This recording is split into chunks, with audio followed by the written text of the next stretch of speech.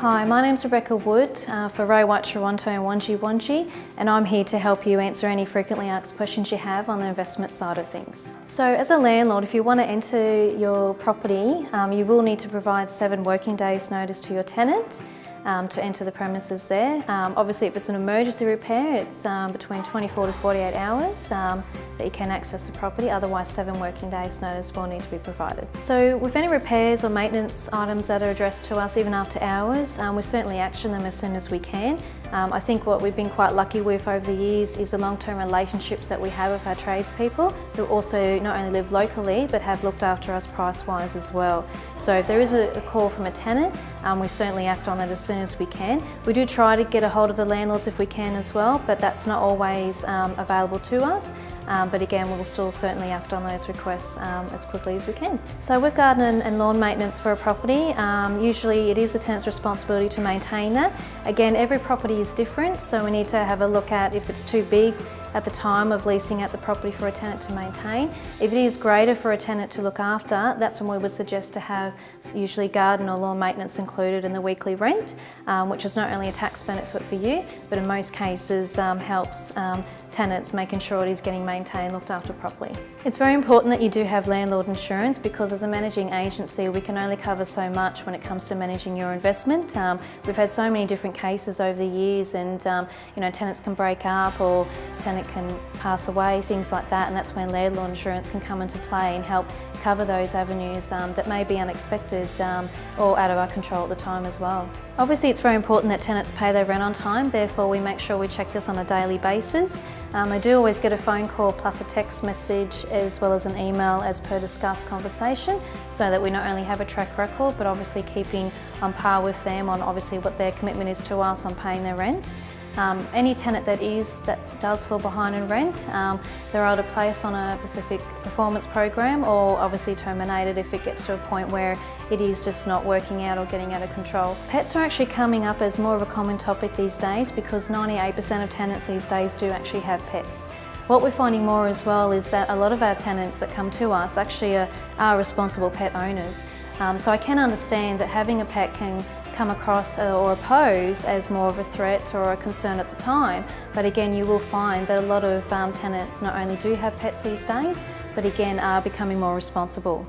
With that said, a lot of our tenants do sign a pet clause in their lease agreement, which covers you as a landlord if there is an issue or a problem that may arise in that tenancy with that pet, which gives us the opportunity to assess that problem at the time and put an action plan in place so we can move forward on getting it either rectified or, of course, worst case, having that pet removed altogether. What we do find that a landlord's responsibility for pets is in the 3-month period of the tenancy, it's a landlord's responsibility. However, 3 months onwards becomes a tenant's responsibility to maintain and control.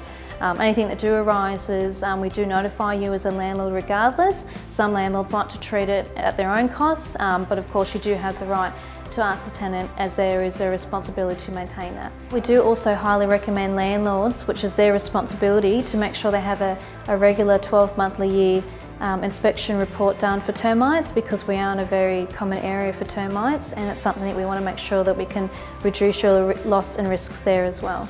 So when we talk about increasing rents on rental properties, it always comes down to where the tenant is up to in their lease agreement at the time.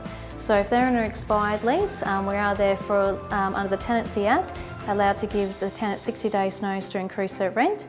However, if a tenant is in a lease agreement, we'll have to wait till when that comes closer to expiry so we can discuss and review that at the time. So when it comes to marketing your property for lease and how quickly we can get it leased, it all comes down to the price, marketing and presentation. Presentation is so important these days because it not only comes across to a potential tenant, but we want to get that good quality tenant as well. Price as well is just as important. You don't want to start too high and miss those days on market going over, because every day that your property is vacant, you are losing 2% daily. So it's very important that we get it right from the beginning with your price, presentation and the marketing, so that we can not only get that good quality tenant, but lease it as quickly as possible. So a tenant actually does pay for water usage in their rental property. If it's not separately metered, you cannot charge a tenant for water, as well as making sure it's also water efficient. Now what water efficient means is it needs to be running at 9 litres per minute from the kitchen and bathroom cold taps, but not the bathtub tap, and also the shower head. So again, you've got to make sure it's water efficient and separately metered to charge water usage to a tenant. So when it comes to pricing your property, we will sit down with you and discuss what is getting achieved, not only in the market at the time, but also going through comparable properties in the area.